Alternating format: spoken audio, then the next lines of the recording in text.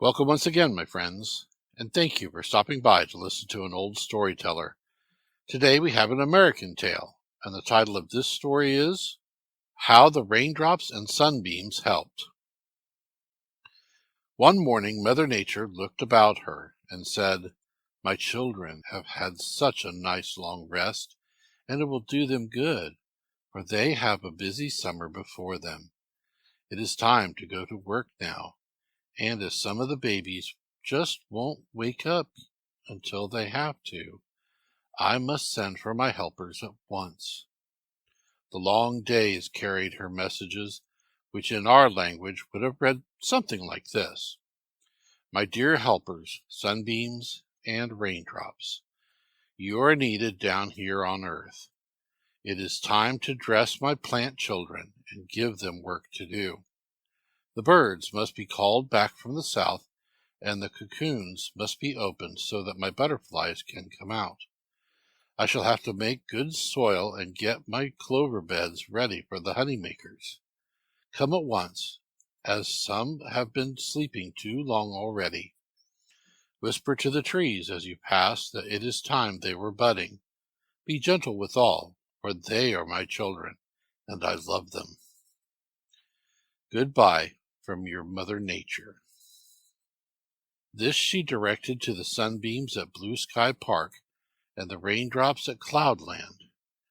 When the message reached these little helpers, they started off at once to obey the call, and the sun gave such a merry laugh that Grandma came to the door of the farmhouse and remarked, "How warm it is today, quite like spring. I believe I will set out my geraniums." But just then a silvery voice said, "Wait a little while longer till we make the ground soft." And pop came a raindrop upon the dear old lady's nose, and she hurried into the house, saying, "What queer weather we are having! First sun, and then rain." Then the Raindrops and Sunbeams smiled at each other and danced more merrily, for they knew what good work they were doing to the great brown house where the flowers dwelt. The tap, tap of the raindrops woke them up, and when they raised their sleepy heads and felt the warm kiss of the sunbeams, they were glad and began to grow.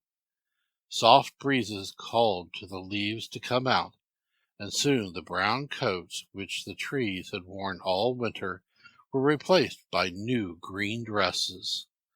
Pussy Willow and Snowdrop were the first to herald the spring, and Crocus and Violet soon followed.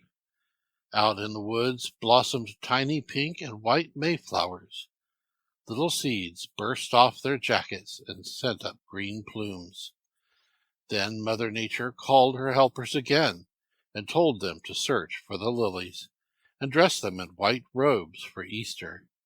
And so each beautiful flower came again, and the birds sang once more, and the children were glad that spring had come again.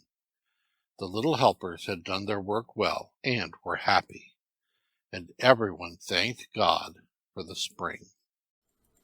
Thank you once again for listening to this story. If you enjoyed this story, please press that like button. Also, please help an old storyteller out by subscribing to my channel. The next story will be posted in a few days, so until then, may your story continue to be a good one.